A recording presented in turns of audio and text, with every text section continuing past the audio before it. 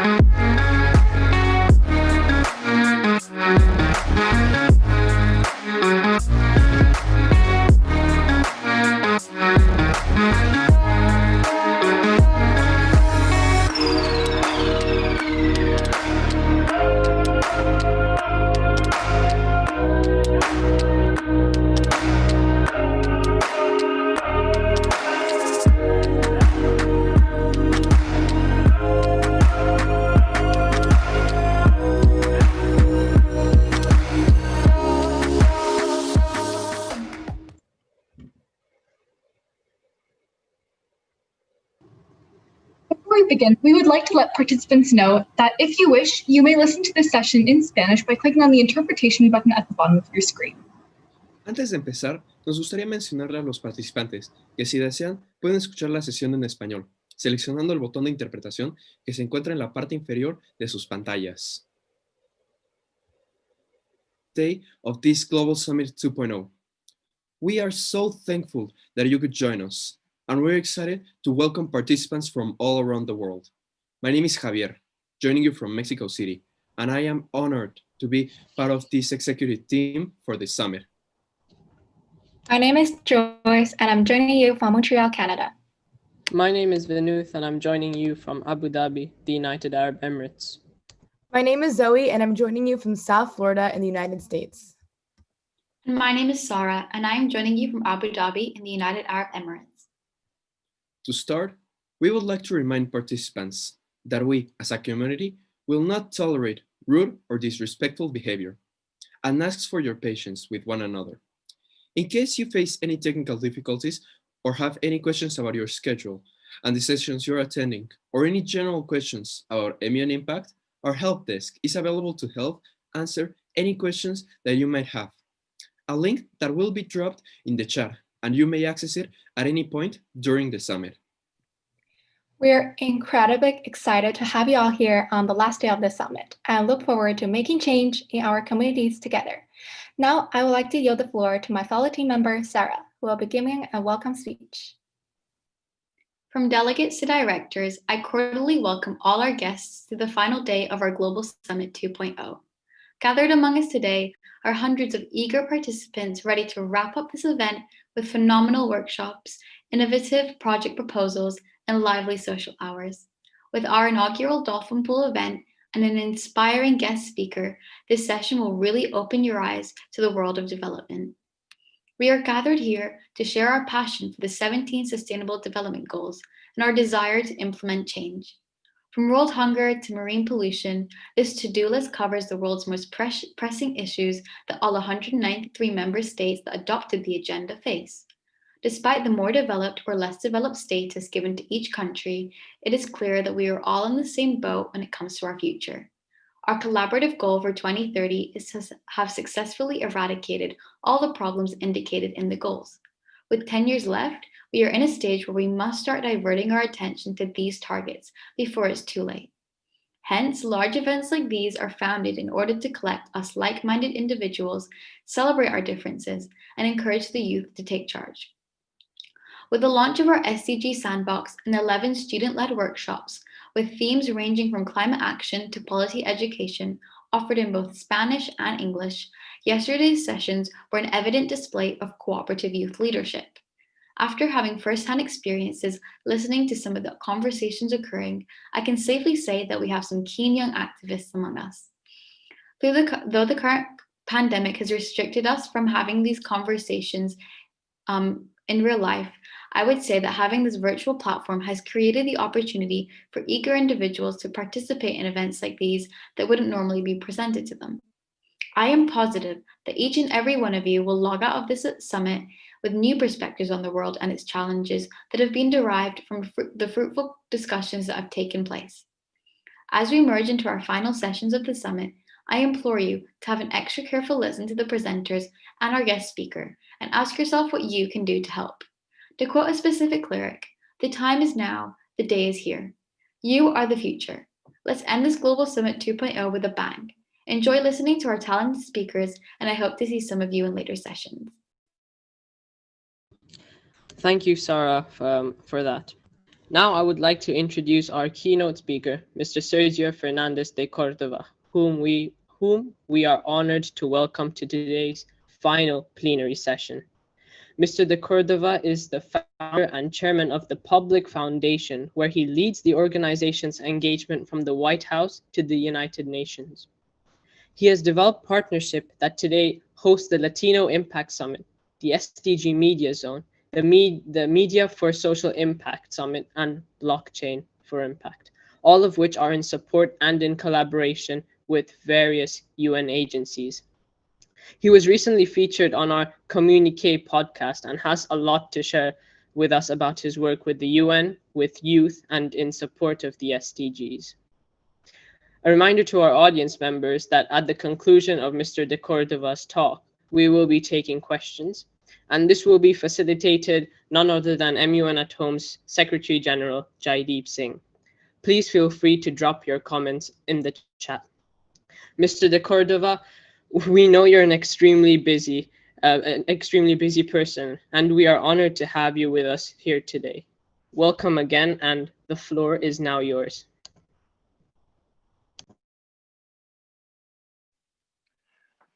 Thank you so much, and thank you to everybody, and good morning, and maybe good afternoon as well, I guess, because we have folks that are from all over the world, and maybe even good evening. And it's really an honor and a pleasure to be here. I think a lot of the work that MUN has been doing specifically during this pandemic is just really exciting, and I'm just excited to be a part of this conversation, and never too busy for this. This is the most important conversation is how are we building capacity, how are we getting everybody, activated around what the world needs the most, and sustainable development goals at the core of it. And I think, from a perspective, I think to kind of start by just giving you a little bit of background, Public Foundation is, a platform that I built because it was really around this sort of desire to take action. Because I, having been an entrepreneur, my entire life, really since I was 12, and really just kind of always building something and always trying to find a solution, I always also found it that there was a lack of sort of a path, a lack of how we're using innovation, how we're using technology. And this is 10 years ago when I started the foundation, was really looking at how every day we are communicating with media. Every day we're selling brands or building $100 billion platforms and communication strategies, yet no one is really having the same conversation as they are selling a Coca-Cola in how can we make the world better. And became really fascinated with this, and really with the foundation, what we really realized that was missing and what we found our sort of niche was that in the nonprofit and in the sort of impact community, there was no real way of how they were using media, data, and technology to advance, their initiatives, their causes, their visions. And really looking at the power of media today, you could build a brand overnight. I mean, we're seeing it with influencers, we're seeing it with how information travels, we're seeing it, unfortunately, in political conversations. And so if we could use media to build all of that we're seeing, why can't we continue to utilize that same power of convening, that power of communicating, that power of disseminating information to connect everyone, to really educate everybody that there is also something that we could do to make, build a better tomorrow. I think part of, part of my excitement and continued, where MUN is going is I think that not only are we now looking at how these digital platforms are being used, i.e., look, we're all here from all over the world with Zoom. 10 years ago, this could never be. If there was a pandemic 10 years ago, I think it would be an absolute it would be a completely different world and a completely different reaction to how we're going to get through this. And really, when you start to look at, technology, as it has evolved today, we're really excited that we've been preaching this conversation now for 10 years, and really looking at, how, really the UN, the governments, and everyone around the world is starting to embrace, the digital realm, even from a diplomacy perspective, right? Government leaders are now talking to each other and using digital platforms as though before they would only do it in person. And there's something to be said about where, this sort of new tomorrow is going, based on just specifically, the evolution, not the evolution of technology, but the evolution of forcing us to embrace how quickly technology has evolved. And a lot of the work, again, with the foundation is we're really focused on, advancing the Sustainable Development Goals, looking at data, information. How are we using this information? How are we, we did a podcast, was it 2 weeks ago, and really talking about, how can we activate each other, right? Like, we're all from different parts of the world. Everyone here probably representing over 50, 60, 70 countries, right? And everyone is, what can I do? And number one, a lot of what can I do is there's a framework. There's more organizations out there right now today that are all trying to solve not only an SDG regionally or in a country or a global organization, but they're also have targeted themselves to what segment of the SDG, right? And like 8 and then 8.7. And these organizations, everyone is looking for leadership. Everyone is looking for some sort of help. Most people sometimes aren't even sort of actively looking because they're so busy doing. And again, part of my excitement here and with you all is to really start a conversation and hopefully as we start a dialogue as well on what are how can you become more involved, right? MUN is your gateway. Now you need to learn, you need to be educated, right, and understand how things are happening around the world, but then also how can your creativity be part of this conversation? How can your creativity be part of this change that's needed, right? And for 20 years ago, I used to run this thing called Young G8, and the Young G8 was always around our craziness, and it was like in the early 2000s, especially after the 1999 or the Y2K in Atabara. I'm sure you could have a lot of memories from that, and everyone thought the world was going to stop, right? That there was going to be no connectivity when the bell rung in the year 2000, right? Everyone's like, this new thing, technology is taking over. And when you look at it from a leadership and global leadership perspective, I personally became very passionate about this from a youth leadership, and also looking at youth leadership and not only civic engagement, political engagement, and then how you bring in entrepreneurial solutions to help solve global problems. And we were doing this platform, Young G8, Young G20, and bringing young leaders from all over the world that was sort of focused on politics, energy, impact, partnerships, right? And how can we actually start to activate? And a lot of what we used to always say was part of our slogan is, we, the next generation, want to be part of this conversation because we are inheriting this world, right? We are going to have to fix the problems that you are creating, dear global leaders. And it's still, unfortunately, still stands true today. We were out there preaching and having and writing these reports, and that we're including in the G8 communications to all countries and of the world as part of what is the goal for in the agenda that we need to set for the following year. And ours was always just include young people. Please include the next generation and the generation after them, because they are growing up in a different world, right? I grew up straddling newspapers, radio, television, and quickly my world is all digital. Right, my world is all about how how quickly I could do things, and how many people around the world I'm communicating with, and thanks to this opportunity to be as digital as possible, and our foundation's core infrastructure is around the future of digitization. we're able to do, so much more. Most recently at the UN, we launched this thing, as you heard, a part of my bio, is the SDG Media Zone.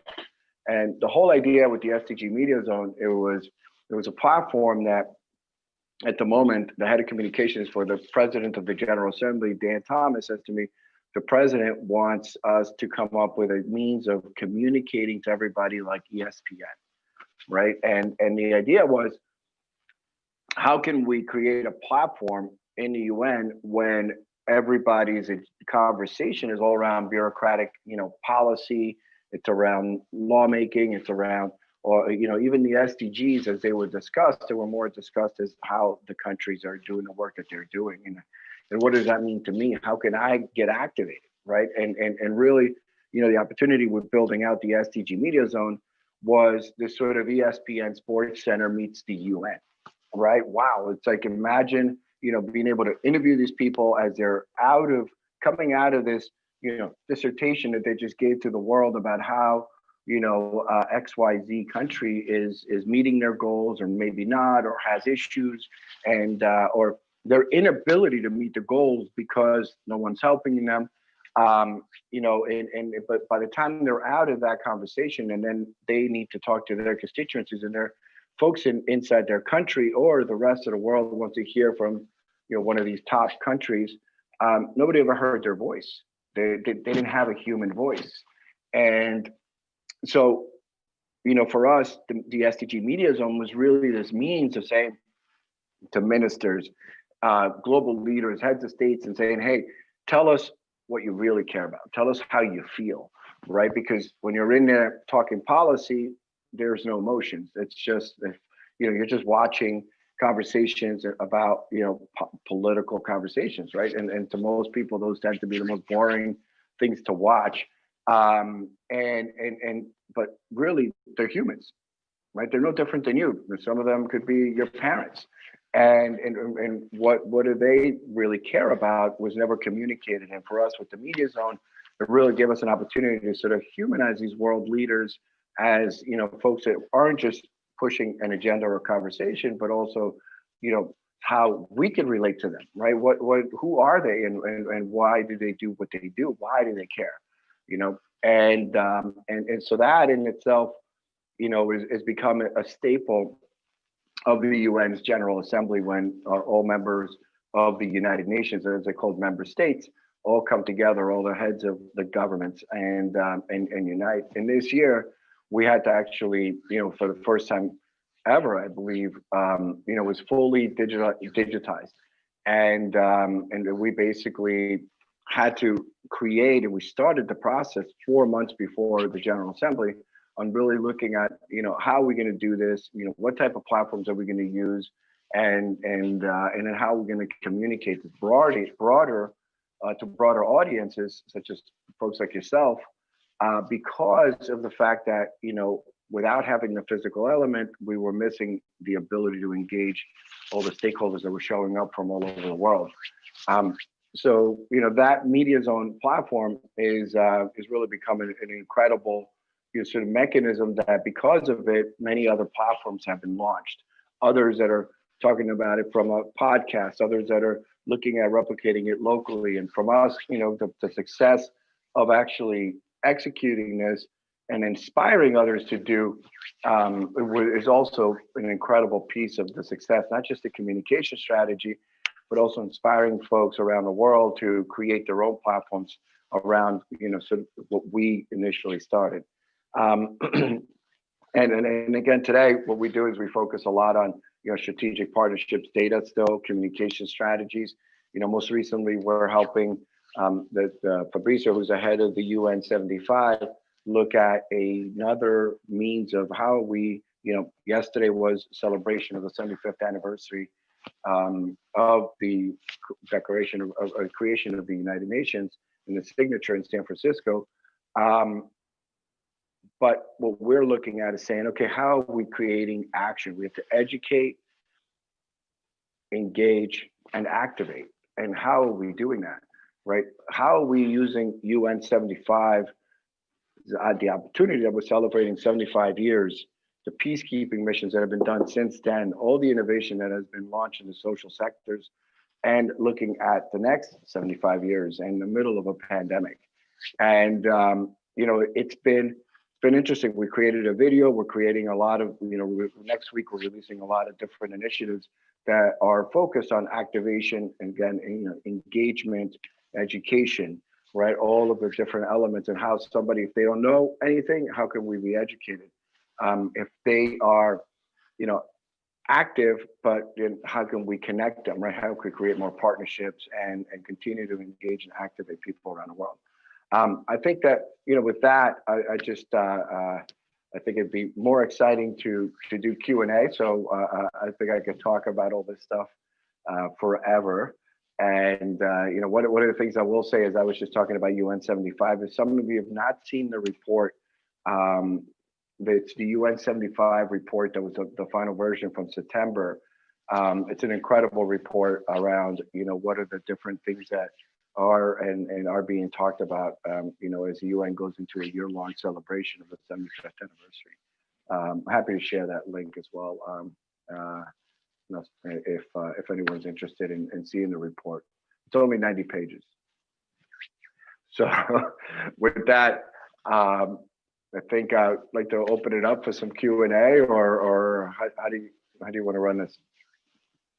So thank you, Mr. Cordova. A virtual round of applause from Mr. Cordova. That was indeed a very inspiring talk for all of us to understand your way and how your organization has been working towards the SDGs, and maybe linking it to the media, which is something very important in today's times, and in a more entrepreneurial sense of the term as well.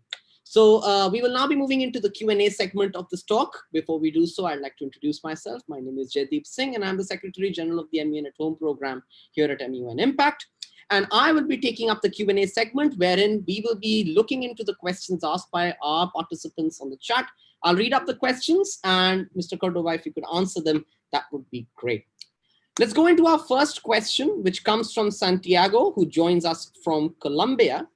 And he asks, in South America, corruption and inefficient governments are something we see every day. Is there a way we can use your impact in communities to do something about these governments in a truly meaningful way? Well, thank you for that question. And I think, look, having come from Latin America, grew up in Peru, and I was born in Peru and grew up in the USA. We see a lot of that. It's unfortunate. It's a sad reality that is, been part of the region, but also now in a pandemic, it's even been a worse reality because of the fact that, folks are starving. People are dying, and unfortunately, there's also people are looking at this as a opportunity to, make money. And so it's terrible. It's terrible what's going on out there. And I think that, one of the greatest things that we can do is, and part of it, even just in my own evolution over the last 20 years, as a young leader, and then just trying to figure out where is the space, and why aren't people listening, and why isn't anybody, fixing the program if it's broken. And I think that, the sort of short answer is, part of that is, don't give up on the system, right? The system needs better leadership. The system needs more of you, folks around that are listening here. It might take a while before, you are where you are, and hopefully you could be the beacon of that change. But, it's the current regimes as they are, there's, very little that today they are able to do because of the corruption. In some cases is endemic, but I think the one thing that we all can aspire to is to get more young leaders in, right? The one thing you can do is activate people to get more involved, activate more people to get involved in local government, regional government, and state government, and federal government at all levels, and bring activations from young leaders. A lot of what we did back in the day when entrepreneurs was the first conversation, and governments wanted nothing to do with entrepreneurship, as we said, let's create these sort of entrepreneur programs inside, like at the State Department in the U.S. we were part of the launch of the Global Entrepreneurship Program. right? At the UN, we were the first committee that created the Global Entrepreneur Council. We did that in partnership with the UN Foundation. And really we did was we brought a bunch of entrepreneur leaders to help, help build entrepreneurial solutions to global problems, right? And we started to create a lot of these councils also, big multinational companies like American Airlines, and saying you need an entrepreneur council because we are the future consumer. We are the next generation, and you're not even talking to us. And so, part of that is, create a small coalition and start the conversation on how you want to see tomorrow, build tomorrow today, and start to, bring in other like-minded individuals too, and activate them around that because, Latin America needs you, and we need younger, more focused leadership. And really the real way to fix it is to take action, get involved in the office of whether it's, again, at the local, state or federal level, and be part of that change. Great. Thank you for your question, Santiago. The next question coming in from Paul, and I'm not sure where he's joining in from because he hasn't indicated his location, but nonetheless, the question is interesting. He asks, what kinds of online media formats and channels do you see as being the most useful in connecting and amplifying the voices and stories that are making an impact around the world?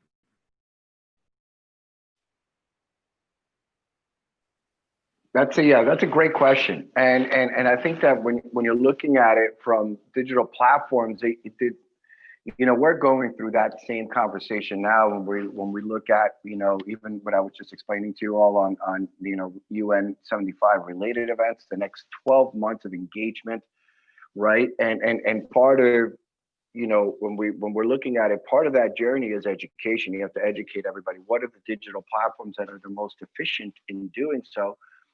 One could say, it's video, right? And creating video content, educational content, and really disseminating it. But then others will say that, Twitter pushes out more information than anybody much faster because you're just reading short message and then you're either activating or not, whether or not you care about the topic.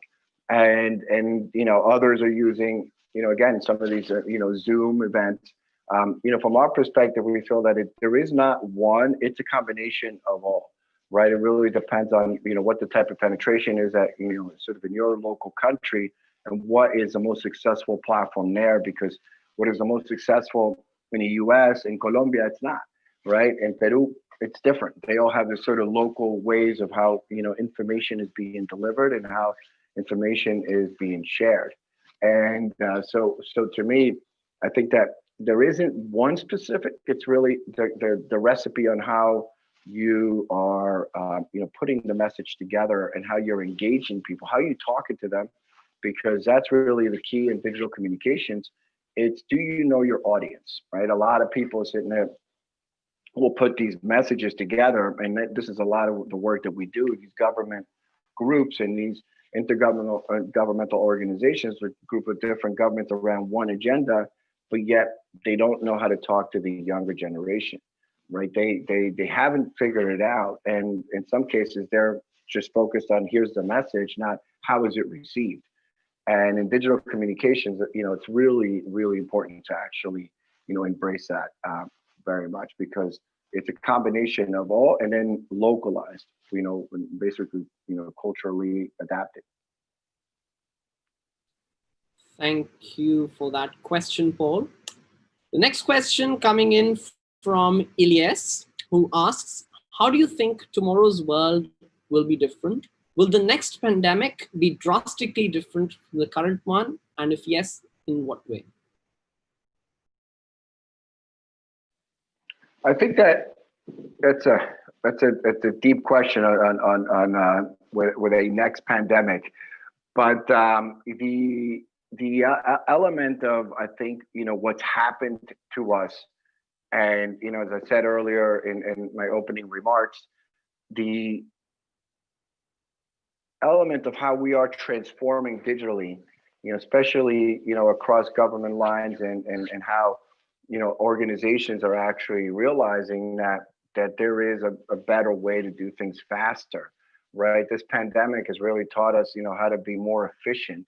And really, sometimes people are saying, "Oh my God, I'm at home, but I'm now spending 15 hours a day, really literally doing what I was doing before in 6 hours and 7 hours because I was moving around, I was transporting." So I think the one thing that's really come out of here is that, well, we're not done yet, right? The pandemic is unfortunately hitting, South America tremendously bad, and we don't even understand the data and the metrics yet. So we still don't even know what the learning lessons are, but I think that the use of digital technologies, the use of data, data is paramount in this conversation. If we were to ever be in another pandemic, this should have taught us, and I speak positively, should have taught us how to use the technology and the tools that are in front of us to better improve our healthcare systems around the world, better monitor across our borders, and better, help people live better lives from what we are learning of this unfortunate reality that we live in today. Thank you, Elias, for that question. And we'll be moving into one last question before we wrap this segment up. And this question comes in from Sindhu, who joins us from Qatar, who says, "We see a lot of youth involvement in bringing about change globally, but we find that the ultimate decision-making power rests with adults. And how do we find ways to involve adults in this broad global discussion?" Well, the most important part is, I think youth need to be part of the conversation, not adults. Adults are already, the folks that you are all going to come in and help, make this better. The getting your sort of circle of adults, if you will, in your family circles. Part of that is, again, you have to, listen, what do they care about? How do you, the engaging people in an impact journey is not about, forcing somebody to here's what you should do, here's what you should believe in. The question is, what do you care about, right? Think about it. Has anybody asked you what you care about, right? And part of that is, well, you should start asking these adults and these people around you and saying, what is it that you care about? And then engage a conversation around those elements. Is it climate? Is it, and maybe they don't care about climate, but they love the beaches. They love out out in the woods, and they love doing all these things. But yet, how could you not care about climate then? And so, they're starting the dialogue, I think, is the most important part, and the most important in the context of impact, and then engaging action. And engaging action requires, sort of a lot of conversations. And I think that, when you're trying to have these conversations, it is difficult if, and I look, when I started and with my foundation, a lot of people said, what are you doing? Why are you doing this? Like, I don't understand. I don't get it. Why would you even care? And I was like, I care because we have the ability to make the change. I care because I want to educate all those that are in my age group to activate the next generation in front of us to actually let us in, and activate the generation behind us to have a path to engage. So, it's, we all have our crazy. To me, just really became very passionate about that because of the fact that, yes, every time I talked to somebody that was older, all I would get was a little pat in the back and say, hey, why don't you go do what other young people do? And I was like, well, this is what I do, and this is what I want to do. So I think, part of that engagement is also, creating, conversations in groups, and also, activating active dialogue, not just a one-time conversation. And with that remark, we now come to the end of the Q&A segment of this talk. Thank you, Mr. Cordova, for joining us. It's been an honor to have you talk to our delegates and to our panelists today, and was indeed a very enriching session as well. Apologies to all participants who had asked questions, but we couldn't take them up due to time constraints. But feel free to reach out to Mr. Cordova on Twitter and other social media platforms to take the conversation forward. So thank you, Mr. Cordova, for joining in and for giving us your precious time. And that's all from my side of this segment. I now pass it on to the plenary board to take forward. Thank you.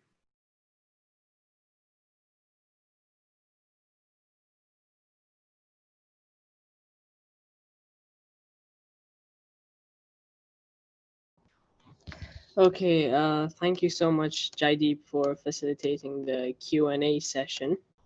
And I would like to say, thank you very much, Mr. Cordova, for doing us the honor for presenting on the final day of our summit. This does mean a lot to us. And judging from the dozens of questions that the participants had, I think it is fair to say that this is a great motivation for all of us to take action wherever and whenever we can. So once again, thank you so much. Before we move into our much anticipated dolphin pool, I want to take a moment to recognize the winner of MUN Impact's inaugural art contest. Continuing our mission of creating unique programming to raise awareness for the SDGs, for the first time in our history, we accepted visual art submissions that highlight our October SDG 1.1. My fellow MUN Impact student leaders and I have been so impressed by all of the submissions, ranging from digital art to painting and so much more. What they all had in common was a common and clear message on no poverty. I encourage all of our participants to share their work in order to inspire action for SDG 1.1. Without further ado, we will recognize our top submission. Our winner's design will be featured on limited edition merchandise in November to raise awareness for no poverty. And our winner is, forgive me for pronouncing this incorrectly, but Amaya Ranatunge from Sri Lanka. And Amaya wrote that she wanted to convey in her art to the world that we need to achieve this SDG no matter what, because in every second we enjoy our life, another group of people repent about their very existence due to poverty. Congratulations to our winner. We thoroughly enjoyed seeing your incredible work, and we hope you'll keep up your creative spirit in the months and years to come.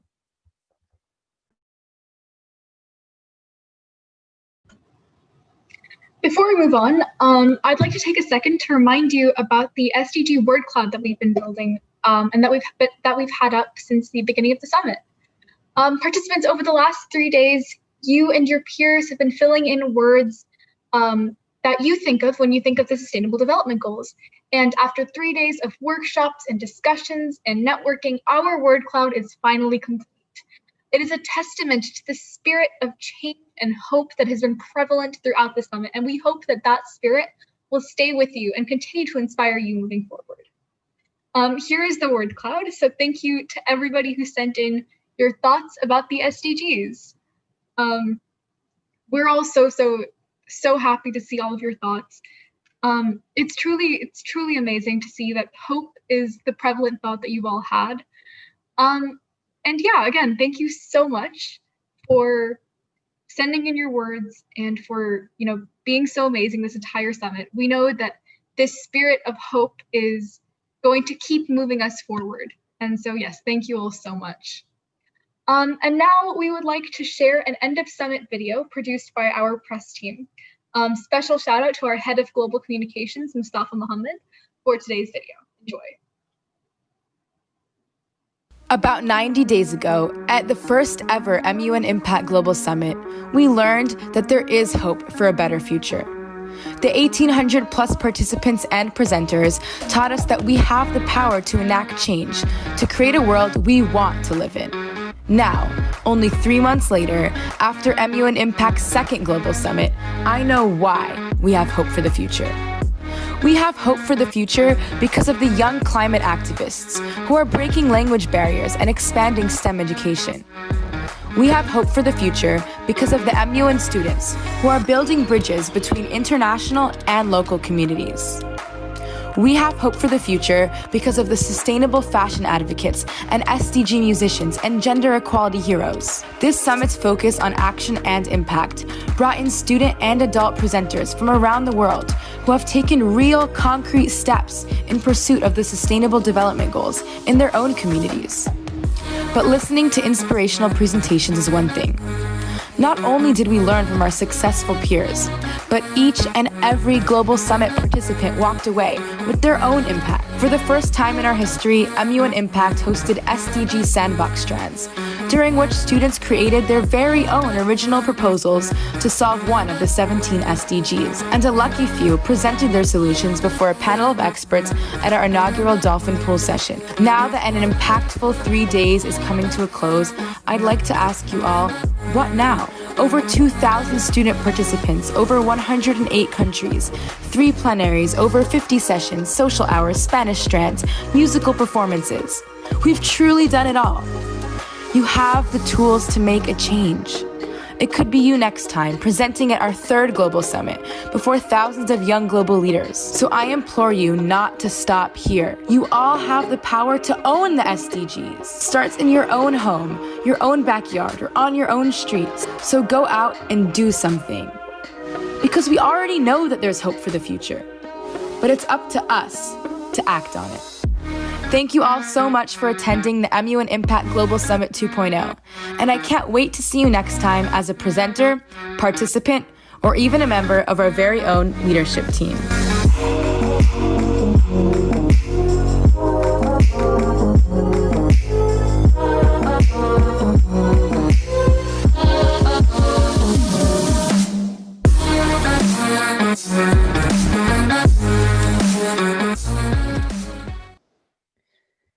Thank you so much again, Mustafa, for creating that wonderful video. And now we're going to finally move into the Dolphin Pool session, which is one of the reasons why we're here today. Yesterday, many students participated in the SDG Sandbox, an activity designed to teach us how to plan action projects that we could take back to our own schools, communities, or launch and promote globally. We had some incredible spirited discussions, and some wonderful ideas emerged from our 12 workshops. And today, we are so excited to share some of those very ideas with you in the first ever Dolphin Pool. I know many of you are probably familiar with Shark Tank, the highly competitive, often brutal experience of pitching ideas to a group of judges who then mercilessly pick apart the proposals. But with our Dolphin Pool, we wanted to approach this kind of event in true MUN Impact fashion with a spirit of collaboration and positivity. And so, we are honored to have a panel of judges who will help provide feedback on a few of the pitches that were developed in yesterday's sandbox.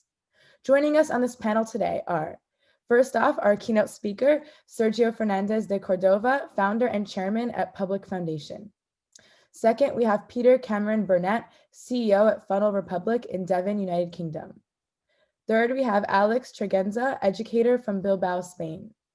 Fourth, we have Paul Johnson, CEO at 1337 Digital in West Sussex, United Kingdom. And lastly, we have John Paul Parmigiani, CEO and founder at Impact Hub New York metropolitan area in New York, USA. The ground rules for the Dolphin Pool are as follows. First, each team will have 2 minutes to share their presentation and make their pitch. Second, one member of the panel will provide some constructive feedback to their team, and others on the panel are encouraged to do the same. And finally, participants are encouraged to leave constructive comments in the chat to support their peers. Teams that did not have the opportunity to pitch their ideas will receive written feedback. I would now like to give the floor to my fellow DSGs from the SDG Sandbox strand to begin introducing their presenter teams. Hello, my name is Oisa Saleh. I am from Kuwait, and I served as the DSG for SDGs 1 and 2. During our session, participants had the opportunity to hear from Awais Arfan, who served as our global shaper. And it was really such a pleasure seeing all of the work you guys put in, and just kind of seeing all the cool, innovative ideas you guys came up with and the puns that you guys came up with in your PowerPoints. You all did really so well, and it was so great to see your enthusiasm and see that you guys were willing to kind of keep working even after, like we said, we had to wrap up. And I'm so glad to see you guys here today. So without further ado, I'd like to introduce our session's top teams that will be presenting their solution proposals. We'll begin with the team of Mira, Anushka, and Alice. If you guys could take the floor, I believe we have Mira representing the team, unless I'm mistaken. Hey everyone. So I was in the SDG 1 and 2 sandbox session to find solutions to the issues of poverty and hunger. The pandemic has led to a huge loss in employment all over the world, especially in developing countries. Many people who are involved in jobs that require migration have been affected. The obvious result of this has been a reduction in income and a reduction in the basic necessities that poor families need. In fact, all of us need, which is food. Current estimates show that nearly 690 million people are hungry, or 8.9% of the world population. So, my team and I have decided to create an app called Food for You that connects restaurant food chains along with food delivery partners, for example, Swiggy, to the people who need this food. Our target group includes newborns, infants, pregnant mothers, people suffering from chronic diseases, old people, and the handicapped. This is not something extremely new, but I haven't seen it happen in my locality and I want to change that. The course of plan is to first develop an app. Next, we approach leading restaurants and ask them to sponsor this idea by sparing at least 3 meals a day for the needy people in the locality. The next aspect, which is a very important one, is to identify who needs this food. So we thought we would do this by talking to the local people or through NGOs. We will register the people who need the food in our database to ensure that good food reaches them. The last step is to obviously get the word out through social media and in the neighborhood through awareness campaigns. This idea, I feel, is one that will definitely be successful locally, but it can make a greater impact if it is implemented everywhere. Thank you so much for giving this opportunity to me. This project has been in my thoughts for so long, and through the sandbox session, I finally got an opportunity to put it on paper, and I can't wait to execute it. Thank you so much.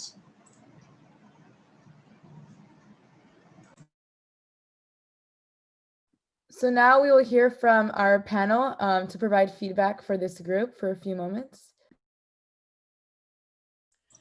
I have a quick question. Thank you so much for the presentation. I really love it, and I love your dedication to helping solve hunger. This is wonderful. I was curious about the mobile phone or smartphone penetration for some of the more impoverished communities that might need the food.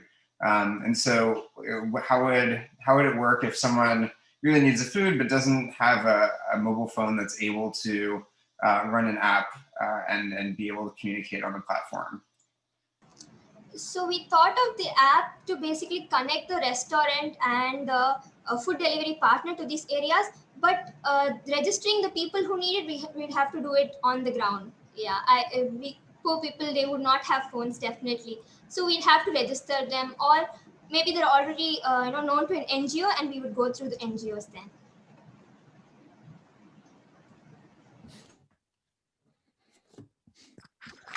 Cool. I mean, that looks like a really amazing idea. I've developed a few apps. It is something that you can get up and running quickly. It's always very, very useful when you've got like sponsors on board. So when you're approaching kind of food companies and delivery companies, a lot of those guys will tell you the kinds of things that they're involved with and they care about through something called their corporate social responsibility policy. One way to do that as well might be to have ways of, if people do have a phone, to put like a shout out on social media to say thank you very much indeed. And if that then mentions the sponsors, it then basically broadens the exposure that the sponsors have, and that's a really compelling point when presenting it to a case, because obviously when you're talking to a sponsor, what you're doing is you're getting their money, and then you're kind of offering them some sort of publicity and also the ability to then kind of meet their social responsibility objectives. So the more that you can help them be visible in terms of what they're doing, the more likely they are to kind of jump on board and then help that project. Got it. Thank you so much for that feedback. It was great. Thank you. Mira, this is Paul. Think it's a great idea, same as everyone else. Just had a quick question for you. Does the food that you're in your idea is the food or meals always going to be delivered to people, or is it something that they can that people could perhaps pledge to restaurants and then people can walk in to receive a meal from them? So we thought that in the pandemic situation, going to a restaurant might not be a viable idea. So it would be delivered to them. Yep, gotcha. So my only other feedback, and yep, like I said, I think this is a great idea. The only other feedback is, have you considered opening up the idea in terms of making it bigger and bolder, because there's also a lot of farmers that carry a lot of waste of crops and things that don't actually even reach the restaurants. So is it possible to include in your idea, or consider to include in your idea, connections into the farmers themselves to pledge their crops that they don't sell to people in need? That's a great idea. I'll definitely include that. I never thought of it. Thank you so much. That's a great idea. No, well done. It's no, this is a very nice idea. One other idea I did have, which just popped into my head, is the ability to leverage an existing network. So if you've already got an existing food delivery network, say something like Just Eat, obviously it's great to create your own app, but you've then got an app that's already got lots of penetration. What might be potentially an idea is if you approach them and said, when people are ordering meals, if there's then like a little advert that comes up and said, would you mind, you just bought yourself a meal, would you mind buying a meal for somebody else? And they can like add it to their thing, much in the same way as if you'll go to a shop, sometimes they'll say, would you like to contribute to charity? So if they're kind of like making either a contribution of a meal or part of a meal to somebody else, what you could then do is basically have that going straight through to so the restaurants then say, hi, we've then got, so many sponsored meals, which they can then basically contact your NGO network, and those then get distributed out to the guys that the people on the ground have decided are in the most need. Because that way you get to piggyback on an existing network with existing share. Thank you so much to our presenter and panelists for giving feedback and presenting, but we're on a very strict time schedule, so we will be moving on to the next group, which is also for SDG 1 and 2, Haritha, Surakshita, and Shoaib, if I'm pronouncing that correctly. So you guys have the floor for 2 minutes. Thank you.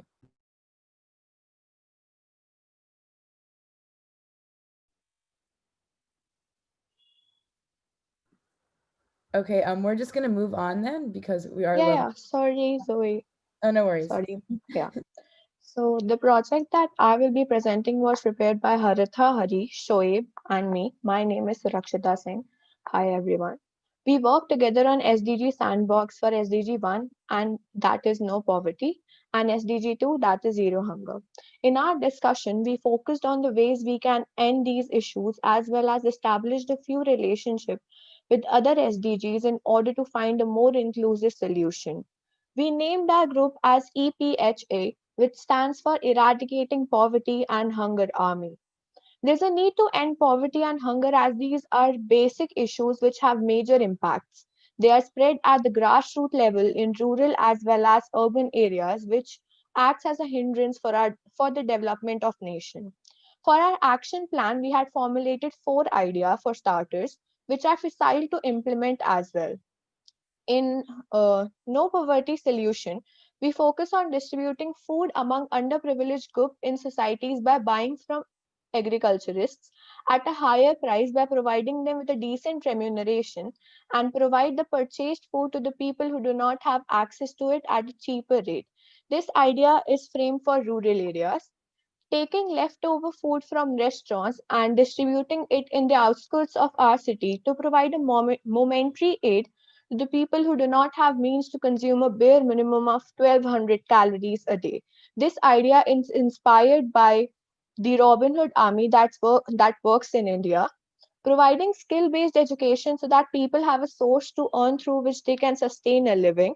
And the last one is a compulsion-driven policy. For instance, a policy named Midday Meal Scheme was adopted in India on 15th August 1995, in which a meal was provided at the school, which attracted the students to attend their schools, and it solved the two problems, that is hunger as well as education.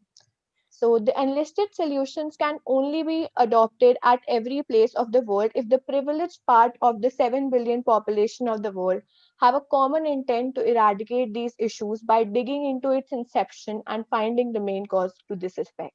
Thank you, Surakshita. Thank you. Sorry to cut you off, but again, we are low on time. So now we'll move into our feedback. So Alex, could you perhaps start us off with some feedback for the presenter? Hello. Good afternoon, everybody. Yes, I'm really interested in this one, and I'd really like to know more about you say here you're going to provide skill-based education. Can you explain a little bit more about how you're going to do that, girls, please? Yes, surely, ma'am. So what we thought about that is we can have a skill-based session in the rural areas and select a few people from there and provide them skill-based education. For instance, someone is good in sewing, someone is good in making footwear, someone is good in making food.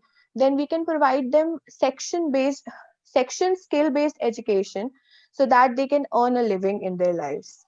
And this is mainly for the adult section of our society.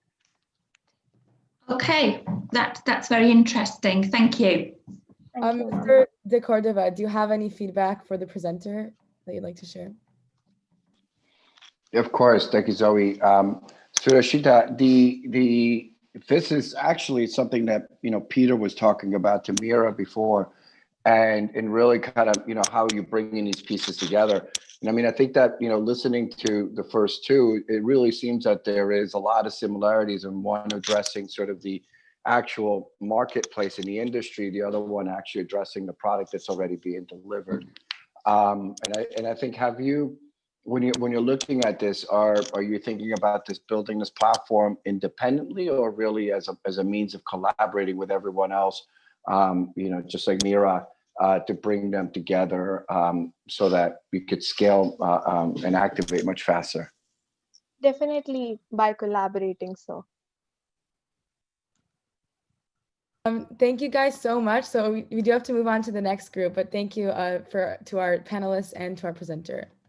Now we'll be moving on to SDG 5, gender equality.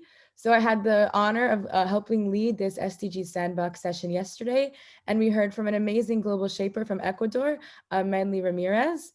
And something that she stressed in her presentation was empowering women and the need to let people know that they do have the ability to make change. So I hope that all of our participants were empowered in their own minds to make change in their communities. So first, we're going to hear from the Feminist Fight Club. If they're here, Ananda, Aulia, Ara, and Amaya. So if any group members are here, you have the floor for 2 minutes.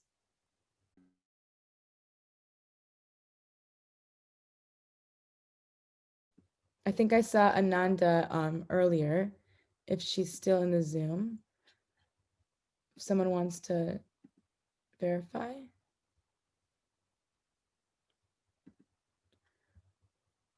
Okay, so we're just gonna have to move on because of time constraints, so I apologize. So next we have group 8, Zarya, Vishwa, and Naduni from India and Sri Lanka. Are you guys? Yeah. We're here. You guys have the floor for 2 minutes. Good luck. A very good day to everyone present here. Today we are here to present a solution to SDG 5, especially Target 5.2, that is ending violence against women and girls. In the lockdown, more than 243 million women have reported domestic violence cases. This number should be brought down. It is saddening to see such ill treatment of a section that constitutes half of the society. One of the major reasons for this is the fact that most women in rural areas are unaware of things like equality and the basic rights. And they just quietly accept the situation without standing up for themselves because they feel they have to bear the discrimination and that it is the part of their culture. This can be combated by advocating women's rights in rural areas and to uneducated women like those living in slums, etc. And this is the main function of our, this is the main focus of a solution named Sashakt, which means empower in Hindi. This will mainly be implemented by organizing rallies or gatherings, but seeing the pandemic, it will not be possible to organize such events, and therefore our will heavily rely on Zoom and social media platforms like Instagram and Twitter. This will narrow down our target demographic, but this is the best thing available. So, uh, our people who want to participate in this solution. So, sorry. So we will organize our meeting via Zoom once every 15 days over 6 months. We're going to have about an hour or 2 hour long sessions where people can come and discuss their problems with us so we can give them our solutions. So also we could empower them and give them some necessary information about their rights. So the people who want to join us should register on our social media pages, which we are planning to implement. So this program would help women to get to know their rights and also act on them. This would empower them to inform authorities about the injustice and greatly help in achievement of target 5.2. So thank you. Thank you so much to this group for presenting. Now we'll move into the feedback. So if any of our panelists have some advice for this group, you have the floor. Hi, girls. Brilliant idea. Really love that. Just one thing I'd like to ask. You said you would do these meetings through Zoom. Do you think that all the women would have access to Zoom? Or would it be... Actually, no, because in the Indian subcontinent, internet access is very rare. But like if the pandemic wasn't there, we definitely try to organize gatherings. But seeing the pandemic situation, we can try our best to broadcast the messages on radio or on television that a lot more people have access to. Okay, I think that's a good plan, yeah. Thank you. Hi, it's Paul here. Just two very quick bits of feedback through questions, because I think this is an incredibly important area for many parts of the world. First question, have you thought about how to make sure it's a safe place for the women that want to come and ask for help or share and join in your clinic? That's question one. And question two is, have you put any thought to addressing the sources of those violence and helping educate, the people that are abusing women and girls to open their eyes to a better future without violence? Yeah, actually, according to your first question, we have thought of the safety stuff. During the Zoom meeting, we are gonna, invite all those women and men who really want to do something and who have noticed this stuff anywhere, who have experienced this, and they could just go, or if they meet anyone who is not really educated, they could share them at least some basic rights that the women have whenever she faces such kind of stuff. And talking about educating women about this thing, we have planned, like, due to this pandemic, we organized the Zoom meeting. But after this thing gets over, what we planned is, personally meeting the women in local areas and just talking, and just we'll talk to them and explain them all the basic rights and what process they have to do when they face, and we'll explain them that whatever condition they are in, they do not have to stay in the same situation. Their life could be better. Thank you so much, guys. A round of applause for this wonderful group. Sorry to cut you all off, but we still have a few more SDGs to get through, and we definitely want to hear from all the groups. So our last SDG 5 group, Sandali from Sri Lanka, Sindhu from Qatar, and Linus from Kenya. You guys have the floor for 2 minutes. Hello, everybody. I'm Sindhu. I'm from Qatar, and I will be representing my group. We chose 5.1 end all forms of discrimination against women and girls everywhere as part of this SDG, because in my opinion, when we talk about discrimination, it is a very broad category that encompasses other categories that were mentioned in this SDG.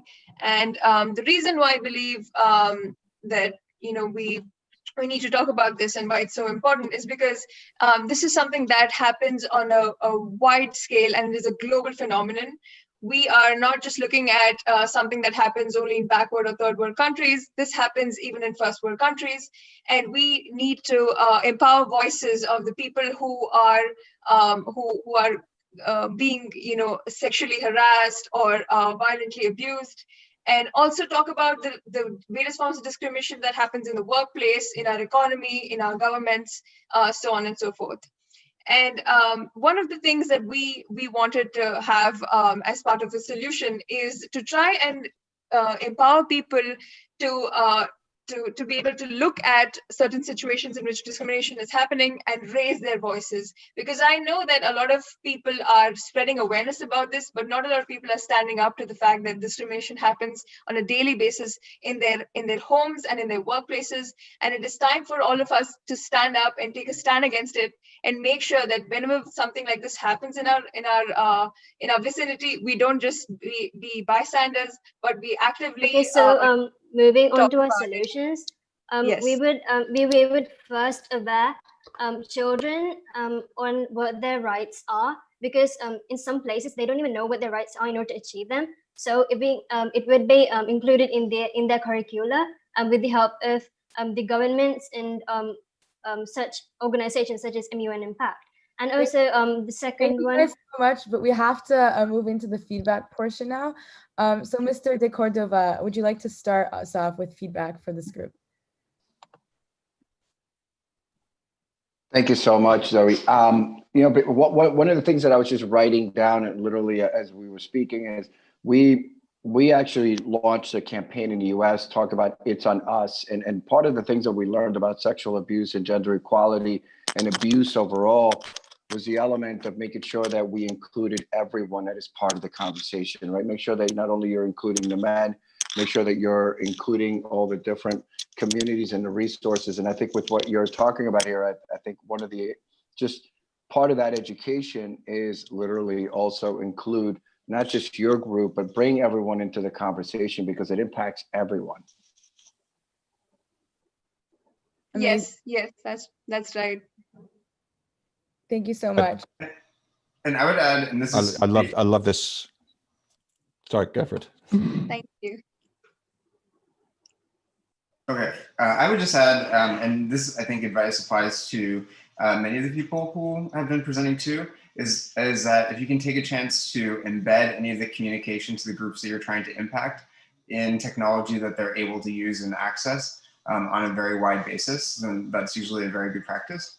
But in terms of this one too, there are many kinds of groups where you can pilot a program with educational institutions at a local level to see how people respond to it and use it as a prototype to take it to and traction to take it to bigger organizations as well. Yes, I think this is an amazing project because I mean I've got two girls myself, and I think I don't know if I'm right here, but if you think about it, a lot of inequality and discrimination is actually it's almost like culturally based. We're not born with that sort of thing inbuilt, and I think if there's a way that we can basically extend the message out to almost change the face of that, if you look at the way that they can seriously reduce the impact of things like the Ku Klux Klan, was to take the face of that and make it unacceptable. So if there's a way that we can, almost stop those cultural influences bleeding into the next generation, where the next generation just says, no, that's not what we're going to do. We are all in this together. We're all in this together as a team, kind of like whatever our gender is, and anything that came before, that's now dead as far as we're concerned. And I think the more that you then do that, the more that then that new belief will simply overwrite all the stuff that's persisted for hundreds of years and has caused so much damage. Thank you so much. I agree with you, sir. And thank you guys for your wonderful ideas and presentation. And that brings us to the end of our SDG 5 groups. So now we're going to move on to SDG 13, climate action. Definitely a hot topic nowadays. So I'll pass it over to Zain from the Climate Action Strand to introduce her group. Hi, my name is Zain Mousselli and I'm from Egypt, and it was an honor to serve as the DSG for SDG 13. And I'm also speaking on behalf of Maria Terranova, the DSG of SDG 14 and 15, who unfortunately could not be with us today. During these sessions, participants had the opportunity to hear from Sergio Garcia and Dominica Reyes, who served as the Global Shapers. It was astonishing to see you all excitingly work on trying to find innovative solutions to solve SDGs 13, 14, and 15. And you all did so well, and your enthusiasm truly reflected on your work. I would like to now introduce our session's top teams that will be presenting their solution proposals. For SDG 13, we have Priyal, Kajol, Nika, Bodhi, and Kara Lloyd. I'm sorry if I mispronounced those. You have the floor.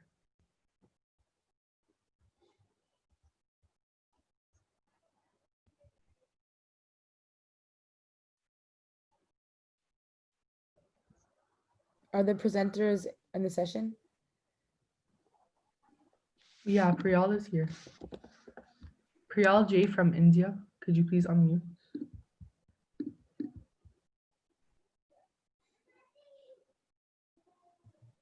Hi, am I audible now? Yes, perfect. Okay, thank you so much. Now, we had two ideas in mind which would work together. And the It's a very first one, hidden place. Yeah, the hidden place. all right. So the first one being that firstly, we really think that empathy can help in climate action. And one of the major causes of, climate change these days is plastic pollution.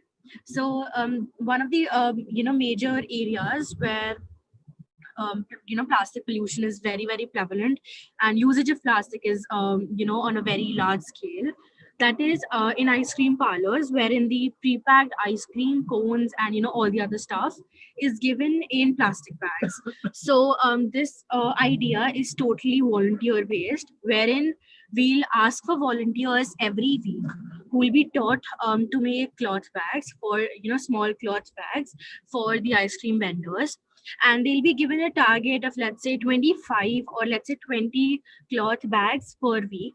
Now we'll have these volunteers every week come to a place, or make it at their own places, and then the person who will be coordinating or head coordinating the entire week's volunteer program will collect it. Will The other people will either drop it to them, or he or she will collect them, and then they will go and distribute it or give it to a particular area where ice cream vendors are there. The second idea which goes along with that is that we'll have four sessions over the course of 4 weeks, every in every 3 months, like once in every 3 months, and they would be based on specific topics which come under climate change, and the presenters will be the volunteers who helped in making the cloth bags, and they'll also share their experiences so that we can gather more volunteers for further weeks. Thank you so much, Priyal, for those wonderful ideas. I've definitely never heard something like that before. And due to time constraints, we're only going to be accepting feedback from one panelist moving forward. So could we possibly hear from Mr. Parmigiani on this group?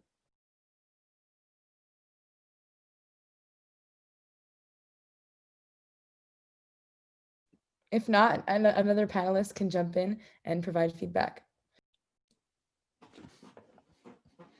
I think this is a really interesting project. I've never actually thought of ice cream in cloth bags before. And yeah, no, and I think one of the lovely things about these sorts of projects is whatever you do, make it as visible as possible, because change is not something that happens overnight. Changes happen by tipping points. So the more projects there are like this, which are visibly changing and just getting everybody to think about this, then, and the more you get like a global awareness, then the more that things will change. So will it work? It's certainly worth a try, but what will work and what you will get for it is the fact that you'll be visibly making a change. You'll be visibly trying, and that will inspire other people as well. So the very best of luck with it. Thank you so much. Thank you all. Round of applause for the group. Now we're moving on to SDG 14 and 15. And our first group is the Mangrove Canopy.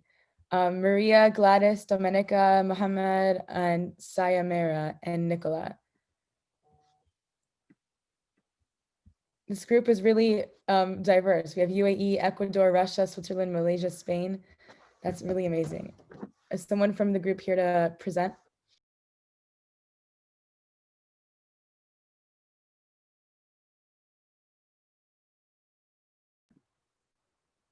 Okay, I'll wait 5 more seconds. If someone could check if the presenters are in the session. Gladys S is here from the UAE. Gladys, can you hear us? I think she's unable to unmute herself. I've seen some feedback from the guys saying they're having problems taking themselves off mute. Now Gladys can unmute.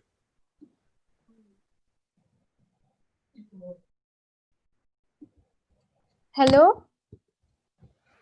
Perfect. Gladys, we can hear you loud and clear. Gladys, you can begin now. Good luck. Hello. Okay. We're the mangrove canopy. My group member names are Maria, Gladys, Dominica, Muhammad, and Nikla. I'm Shamira from Malaysia. So we basically want to emphasize more on mangroves internationally, because mangroves are really important, not only to the ecosystem, but also to us humans, because we depend on them. So our projects basically focus more on education. We want to educate people globally about mangroves, how important it is, and how it brings impacts to not only, as I mentioned before, not only for animals and plants, but also for us. So our plans will be more on education, advocating, and in the future plan will be planting more and more mangroves. But it depends on the what we call that. It depends on each country's suitability of soil to plant the mangrove. So certain countries, if it's possible to plant the mangrove plant, then we will plant them. If not possible, then we'll be more on educating people about mangroves. So that's on it. Amazing. We have so many mangroves where I live in Florida, so that Yay. relates to me. So one of our panelists want to provide some advice for the group.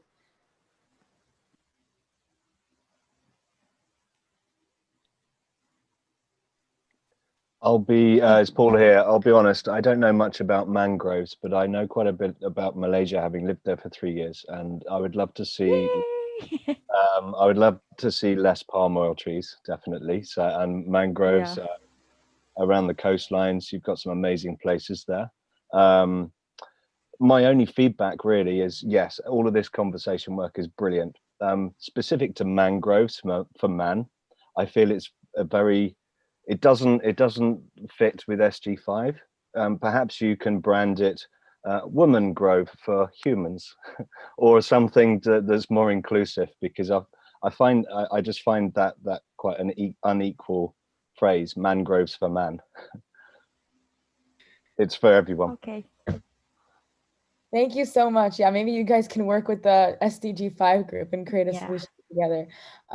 So now we're just going to continue moving forward because of time constraints. So to SDG 16, we have a group, Dario, Malak, Maria, and Marwan. If any of the presenters are here and would like to unmute themselves. Hello, everybody. Am I audible? Yes, you are. Okay, thank you very much for being here with us today. My name is Maria Teresa Herrera, and I'm going to be representing our group today. Our initiative revolves around SDG 16, which is peace, justice, and strong institutions. And the reason why we have decided to focus on this SDG was that we think that knowing our rights is the only way to ensure that a fair society is created for everybody, especially now that democracy is at risk around the world due to COVID-19. Our initiative would be to carry out a global information campaign to ensure that everybody is aware of their basic rights. The way we would do this is through the creation of online resources where we would compile credible information and put it out to people in an accessible way. Something that we found very important as a team was taking into account that different countries have very specific needs. So because of this, we would like to try and group like similar countries based on their standard of livings, law, and even language. And something that we found very important was that we are very aware that there are some areas in the world where there aren't enough stable internet connections for everybody. So we would like to develop resources on paper to suit those countries' needs. And then as soon as the pandemic remits and it's possible, we would like to distribute these resources to everybody. And thank you for listening to this presentation. Thank you so much, Maria. That was awesome. Would one of the panelists like to jump in and provide some feedback for the group before we move on? Can I take this one? By all means, go for it. Yeah, are you sure, Peter? Okay, right. Well done, Maria Teresa. And I think you might even be my neighbour. I think we may even be in the same city. I love this idea. I'm just wondering, you said you're going to make resources on paper. How are you going to distribute those? Yes, that's a very good question and something that we put lots of thought into. And the idea would be to first create them and then try to reach out to different NGOs or to like local change makers to try and ask them if they would be interesting on distributing our resources. Oh, good. So you've got an idea and a solution. Well done. Thank you. Thank you. Thank you, guys. You guys have really thought this all through. So now moving on to our final group, Youth for SDG 16. You guys have the floor for 2 minutes. Hello everyone, our group's name is Youth for SDG 16 and we are Sivya and Maithili from India and Camila from Ecuador. We realized two main things. Despite adequate legislations, education and policing being there, children still face abuse, trafficking, early marriage and exploitation. In countries with a huge population and with a significant number of people below the poverty line, they are unable to access justice. The third thing we realized that governments are not transparent. Corruption, bribery, and biases still exist. So our focus is on targets 16.2, 16.5, and 16.6. My group mate Sivya will take it from here. To solve these problems, we've come up with solutions. The first and the main solution is a student-led organization. We have many of them, but what we had in mind is a little different. An interconnected student-led group consisting of city or district-based subgroups that will be called hubs. They'll report corruption in government bodies and violations of human rights, especially children's rights. They'll more act like fact checkers, which we probably need nowadays. At least of our knowledge, I don't know if there's any organization in existence that is not affiliated to any political party that closely monitors the government and protests unfair laws at a city and district level, where most of the corruption primarily begins. They'll also come up with monthly agendas in their monthly reunions and work on monthly targets. Thank you so much, Youth for SDG 16. And now I'd like to kind of take it full circle and put our keynote speaker, Mr. De Cordova, on the spot for the last word of advice for this group. Thank you. I was actually going to raise my hand. No, this is amazing. I think that your strategy here is literally it's very well focused. Having the interconnected student group consisting in city and district based in the subgroups and having the communication strategy is really the only way you're going to be able to do this. I think that you have really hit the mark because all these conversations are local and they need to scale up regionally and need to scale up nationally. But you also need to start to connect the hubs and make sure that everybody's actually having the conversation. They're sharing best practices and also disseminating that information on a regular basis as well. What are your outcomes? What have you learned? Right? How are you improving it in one part versus another? And I think that, congratulations on this. This is a well thought out, sort of mechanism on how you scale your platform like this. Thank you so much. And a huge round of applause for all of our presenters. Thank you guys for having the courage to get up here and put yourselves out there. And I'm really confident you're going to make some real impactful change in the future. So I hope that you take these solutions and really implement them in your own communities. So thank you to all of our Dolphin Pool and Sandbox participants. And to our panel for providing detailed and wonderful feedback for everyone. Thank you, guys. Yes, thank you so much to all the panelists and to everyone who participated in our first ever Dolphin Pool. So now I would like to give very special recognition and thank you to our incredible admin team, to our press and social media team, and to the countless students who have worked behind the scenes for many months to make this event a reality. If our insane Slack channel is any indication, this is an incredible undertaking by youth from around the world. And to all of those who assisted, however large or small your role, thank you. And to our attendees, remember this summit is not yet over. We have another 3 hours of fun still ahead of us, and we hope that by the end of the day, you'll leave the summit with a larger community of change makers, new friends, and hope for the future. And now, on behalf of all summit executives and the board of directors, I would like to officially declare this Global Summit 2.0 plenary session closed. Reminder delegates, we have more workshops and a concluding social hour still to go today. Please check the events website or visit our help desk for more information. Thank you. Yes, you can always pop into our help desk at any point during the day. Please see the chat for the link. Additionally, we hope to see you at our social hour at 17:30 UTC. This special edition social hour will include a talent show celebrating our MUN Impact community. Please stop by and support your friends. Now, I know we're over time, but before everyone leaves, I think we just need to give credit where credit is due for this amazing event. So I want to give a huge shout out, an official kudos to Ms. Lisa Martin, Mr. Cody Eckert, Mr. Newman, Mr. Natabara. You guys are absolutely amazing. And on behalf of the entire leadership team, I know that we wouldn't be here without you. And just like the care you guys put into every single aspect of the event is like nothing I've ever seen before. Like any of the students, we can message you at any time and you answer and you give your full heart and your full soul into this organization.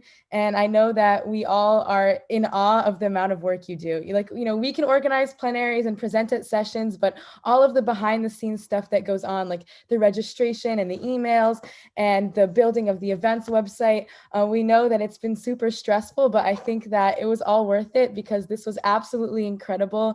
The best event we've ever put on. And I know some of us are begging for Global Summit 3.0.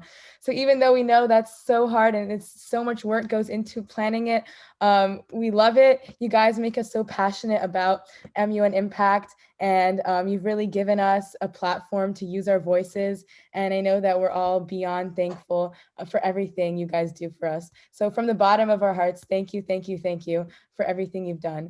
It gives us all a purpose and a direction. And I don't know what I would have done with myself these past few months if it wasn't for all this MUN Impact craziness. So really, really huge shout out to our amazing directors and leaders.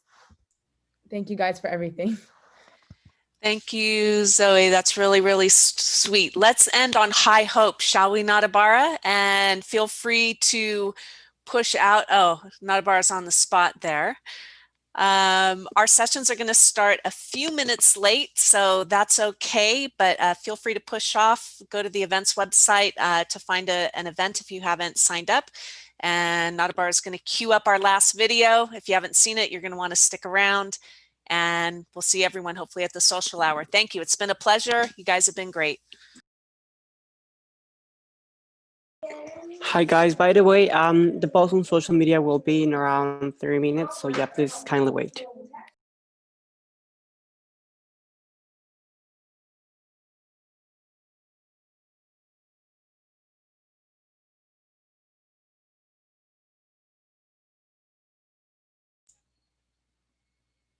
I think Natabara is looking for the video.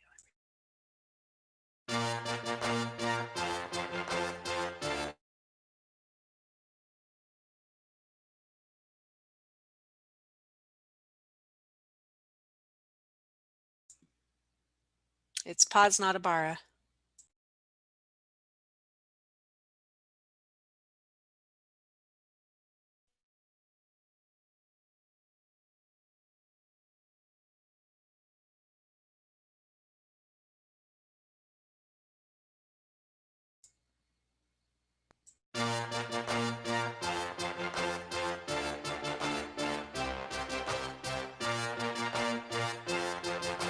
High hopes, had to have high hopes for a living. Shooting for the stars, but I couldn't make a killing. Didn't have a dime, but I always had a vision. Always had high hopes. Had to have high hopes for a living. Didn't know how, but I always had a feeling. I was gonna be that one in a million. Always had high hopes. Mama said, fulfill the prophecy, be something great. Go make a legacy. fantasy. Manifest destiny. Back in the day, we wanted everything. Wanted everything. Mama said, learn your biographies, rewrite your history, light up your wildest dreams. Museum victories. Back in the day, we wanted everything. Wanted everything. Mama said, don't give up.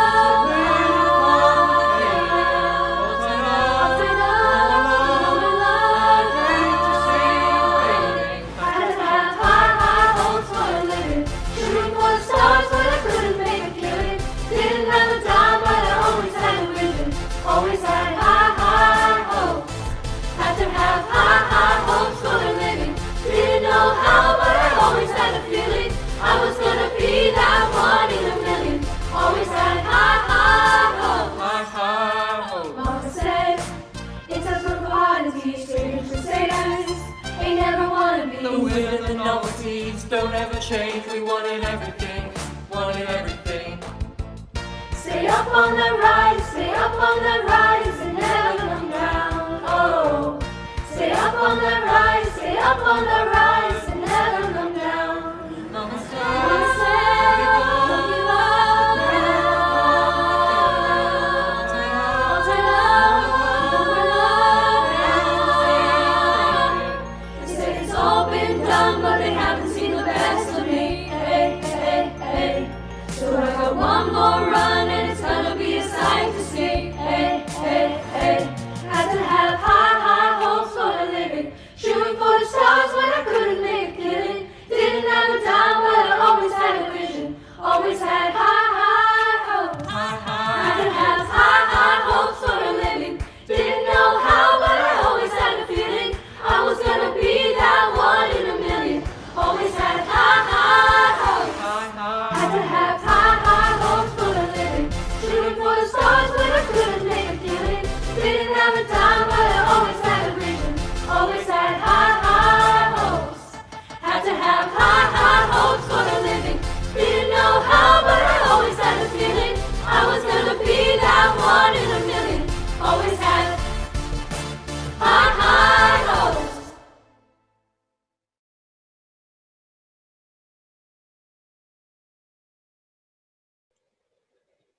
Thank you, everyone. Have a good day. Oh, and thank you so much to our interpreters. Sorry, I forgot about the shout out. Love you guys. Thank you.